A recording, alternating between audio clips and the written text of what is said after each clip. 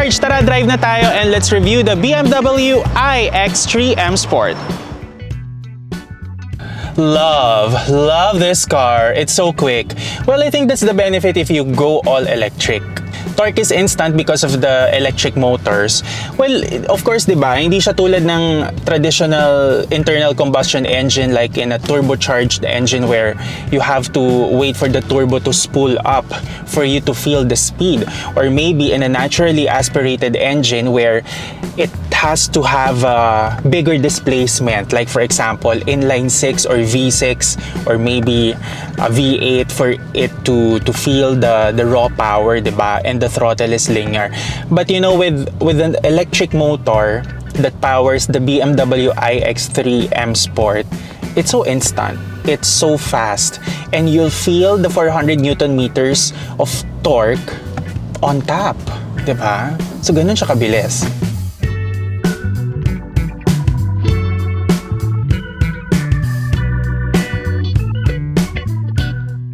Well, if you own an electric vehicle, there's also less moving parts, diba? When it comes to maintenance, wala kang change oil, walang spark plugs, there's no belts, diba? Walang alternator, diba? What powers the vehicle is from the electric motor itself. Now, this car sits on a BMW eDrive technology that's going on for the 5th generation. So, you know talaga that BMW is doing its job. You know, alam nila kung ano yung ginagawa nila when it comes to electrification. Now, what I like about this mid-size SUV, by the way, it's not an SUV. It's an SAV or Sports Activity Vehicle. Is that it drives like a sedan. Ang gaan dalhin, ang lambot ng steering wheel. But you know na it's an electric vehicle because you feel that it's so planted on the road because of the weight of the batteries, no? But yeah, take note, ang gaan niyang i-drive.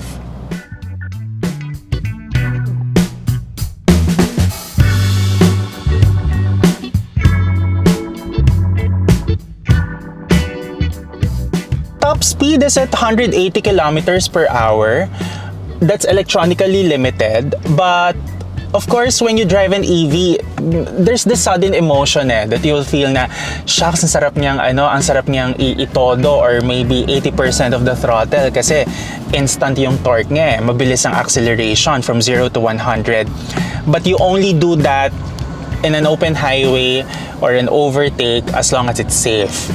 Now, driving this in the city, the suspension is adaptive and the tires is doing its job in keeping the road noise at a minimum.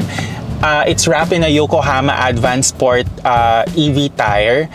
But you know, sometimes the downside lang of an EV is that the tires medyo prone lang to more wear.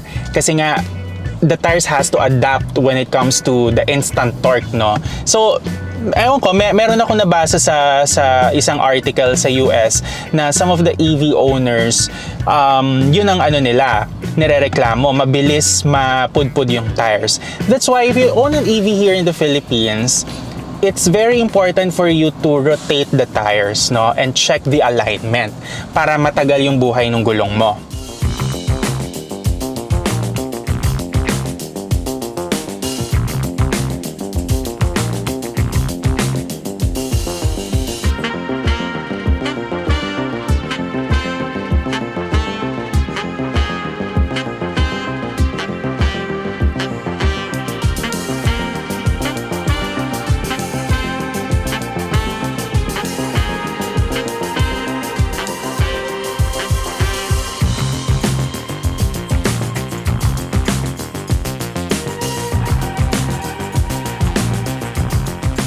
Halos wala ngang di ba?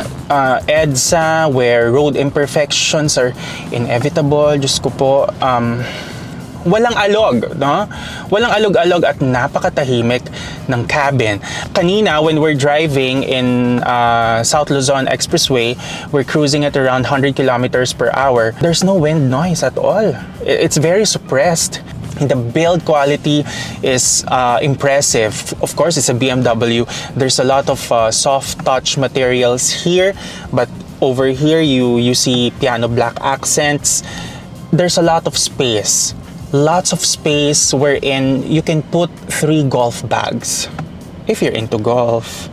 Now, on a single charge, you get around 460 kilometers of range. Pwede ka na magbalik-balikan sa Clark niya, no? From Metro Manila to Clark ng 3 beses. And by the way, meron charging station sa Clark, may nakita ko. So if you plan to go to Clark using an EV like this, go ahead.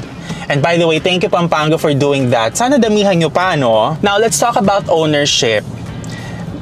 BMW here in the Philippines, sobrang extensive ng range of their models here.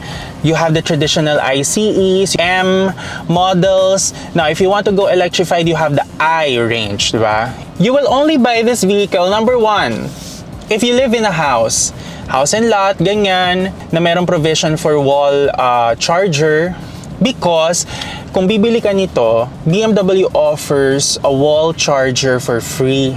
And sila na rin ang mag-i-install by their iExperts. Number 2, if you own an EV, you have to plan your trips very well.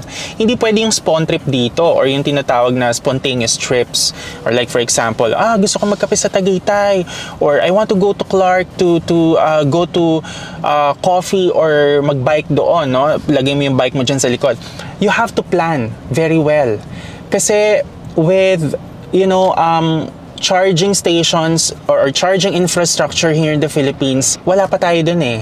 So, pag EV ang kotse mo, talagang medyo luxury siya talaga kasi kailangan mong planuhin ng maigi yung mga alis mo, no? Also, it would help if you check your phone map app to see kung ilang kilometro yung layo from your house. And you can totally gauge kung ilan yung range mo sa EV. It was fully charged in just 45 minutes, coming from 51%, no, na remaining. Okay na rin for 45 minutes. Nagkape ako, almusal, tapos sumagot sa mga email, okay na rin, hindi na masama. And I paid 1,108 pesos.